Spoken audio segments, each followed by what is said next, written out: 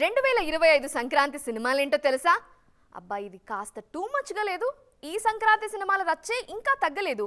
అప్పుడే 2025 సంక్రాంతి గురించి టాపిక్ మొదలైందా అనుకోవచ్చు. కానీ ఏం చేస్తాం, ఈ పండక్కి పోటీ అలా ఉంటుంది మరి. అందుకే ఎందుకైనా మంచిదని ఏడాది ముందే కర్చీఫ్ వేశారు కొందరు హీరోలు. మరి వాళ్ళెవరో చూసేద్దామా?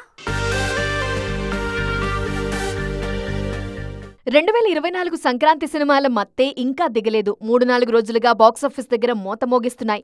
అంతలోనే 2025 సంక్రాంతి గురించి చర్చ మొదలైపోయింది. వినడానికి కాస్త విచిత్రంగా అనిపించినా ఇదే జరుగుతోందిప్పుడు. మరో 3 హీరోలు వచ్చే ఏడాది పండుగకు ఇప్పుడే అడ్వాన్స్ బుకింగ్ చేసుకున్నారు. ఖైదీ నెంబర్ 150, వాల్తేరు వీరయ్య లాంటి సినిమాలు పండక్కి వచ్చి దుమ్ము దులిపేయటంతో సంక్రాంతిని సెంటిమెంట్ గా భావిస్తున్నారు చిరు.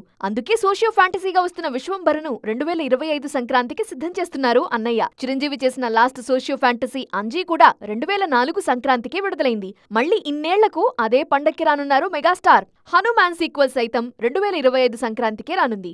జై హనుమాన్ పేరుతో ఈ సినిమా రానుందని ఇప్పటికే ప్రకటించారు ప్రశాంత్ వర్మ. హనుమంతుడు శ్రీరాముడికిచ్చిన మాట నేపథ్యంలో ఈ కథ సాగుతుందని చెప్పారు ప్రశాంత్ వర్మ.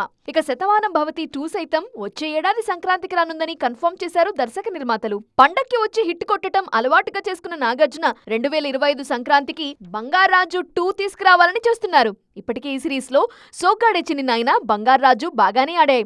అదే దారిలో మరో సినిమాకి ప్లాన్ చేస్తున్నారు. వీళ్లతో పాటు బాలయ్య సైతం ఓ సినిమాని వచ్చే సంక్రాంతికి సిద్ధం చేస్తారని తెలుస్తోంది.